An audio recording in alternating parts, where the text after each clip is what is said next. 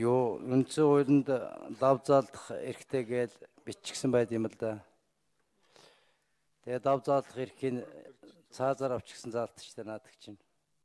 Энэ ял хөндрүүлдэг чинь. Ял дав заалдах шатандар ял хөндрүүлэхээр хүн дав заалдахаа болчдөг байхгүй юу?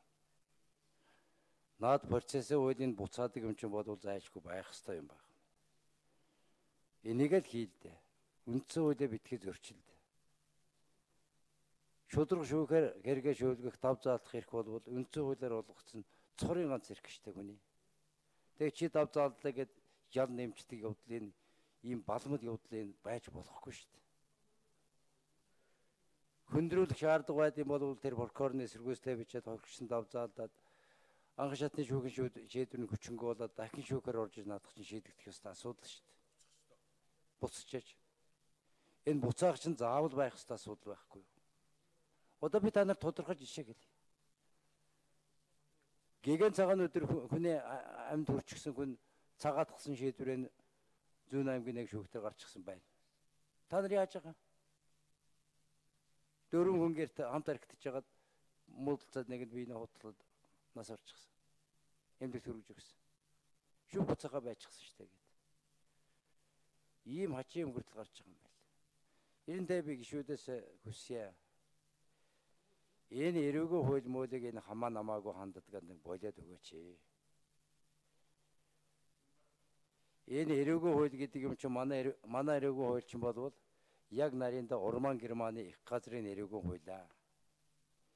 Энэ хууль чинь сүүлд нь Франц Герман хавьд бий болоод энэ эрүүгийн эрх зүй гэдэг юм чинь Оросоор дамжиж орж ирээд Оросын тэр Германаас гаралтай хатан хаан хаадаг үед Оросоор орж ирээд Оросоос манайхаар орж ирсэн ийм систем ээ. Энэ удаа та нарын яриад байгаа нэг сэглээ ашигсан юм чинь далайн орнуудын эрүүгийн хуулиа. Хуулиудаа бүр эрүүгийн хууль байдгүй орнуудад зориулагдсан хуулиа. Ийм сони юм ярьдаг одоо болов яасан юм бэ? Дав заалдах эрхийн цаазаар авдаг ийм хачин шүүхтэй байж болохгүй шүү дээ. Тэгээ энэ цэцэн шийдвэрээ хүлээж аваад тэр хууль муулиндээ өөрчлөлтөнд оруулаад явцгаая гэсэн бодолтой байна. Хитрхи харгас байж боломгүй юм ярьцгаах юм. Тэг буцтгэл хийцгээ. Тэгэл дээр буцаагаад анх шатаар ороод 3 шатаараа явдсан байгаа үз. Тэг буцаагаас өөр аргагүй байдаг байхгүй. Ер нь бол энэ Монголын нөхцөл гарч байгаа гэмтэргийн чинь нэг 50% хулгайн хэрэг байд юм шүү дээ. Дахиад нэг 30% нь бол күч хэрэгэлсэн хэрэгүүд байдаг.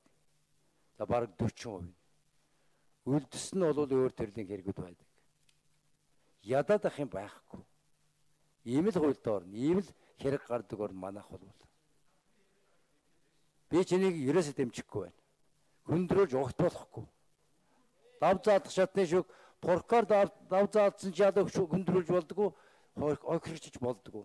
А хөндрүүлэх шаардлага байвал мөрдөн байцаатны буцаад анх шатны шүүхтэнд буцаагаад анх шатны шүүх нь анхнаасаа ялуугаад явдаг.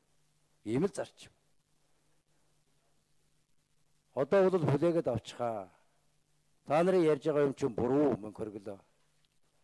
Тэр буцаахт асуудал байна гэж үзэж байгаа бол байцаа шийдэх хуулида буцаад гэрхий нээж өгөө. Тэгэл болоо.